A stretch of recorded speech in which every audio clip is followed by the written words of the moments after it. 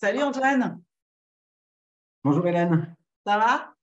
Ouais, super. Alors déjà, merci de bien vouloir faire ce témoignage, c'est cool. Non, non, bah, avec plaisir. Est-ce que tu peux commencer par te présenter en quelques mots? Je m'appelle Antoine Lerat, j'ai 50 ans dans quelques jours, ça me met un sacré coup. Je dirige une organisation sans but lucratif qui est un opérateur de l'État à La Réunion et à Mayotte pour porter des projets numériques dans le secteur de la santé. Ok. Est-ce que tu peux nous dire quelle était ta problématique ou tes problématiques et qu'est-ce qui fait que tu as eu envie de ce programme de dépolarisation? J'y suis allé à la fois par curiosité et parce qu'on a tous, moi le premier, des petits trucs des petites épines dans les pieds, des trucs sur lesquels on a envie de progresser, en tout cas sur lesquels je me questionne.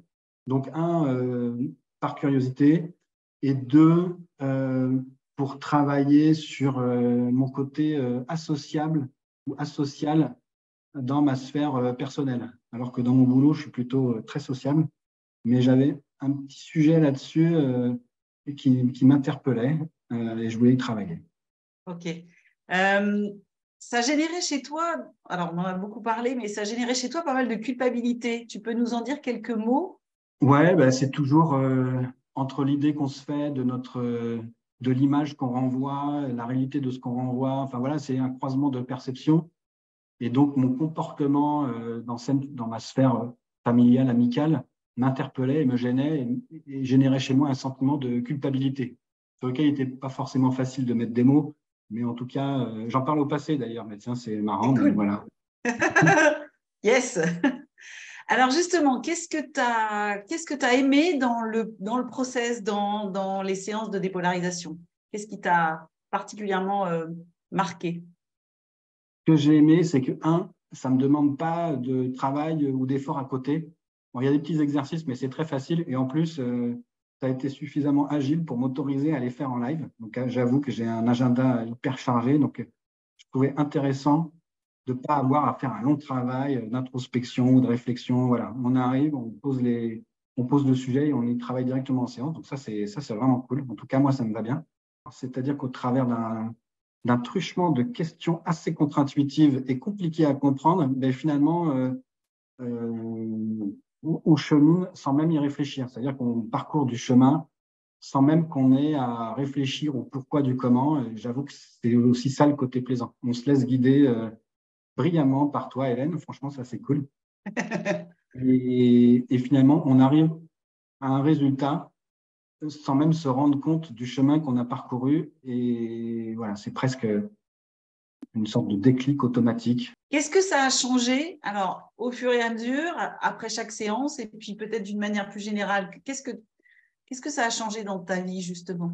Qu'est-ce que ça a changé? C'est cette forme d'acceptation que finalement rien n'est permanent et que derrière, simplement en changeant son regard sur les choses, on peut changer de posture et changer de la manière dont on appréhende une situation qui peut paraître difficile ou compliquée ou source de souffrance. Et finalement, c'est ce côté prendre conscience prendre conscience sans en prendre conscience, mais vous le verrez si vous faites la dépolarisation. Donc, prendre conscience sans en prendre conscience que finalement, rien n'est immuable et qu'on peut porter un autre regard sur des choses qui nous sembleraient très ancrées en soi. Et du coup, comment ça se manifeste aujourd'hui, le changement, cette transformation ou cette libération? Comment ça se manifeste dans ta vie aujourd'hui? En fait, j'y pense pas trop parce Ouais. que j'en parle plutôt au passé. Quand j'en parle, c'est comme si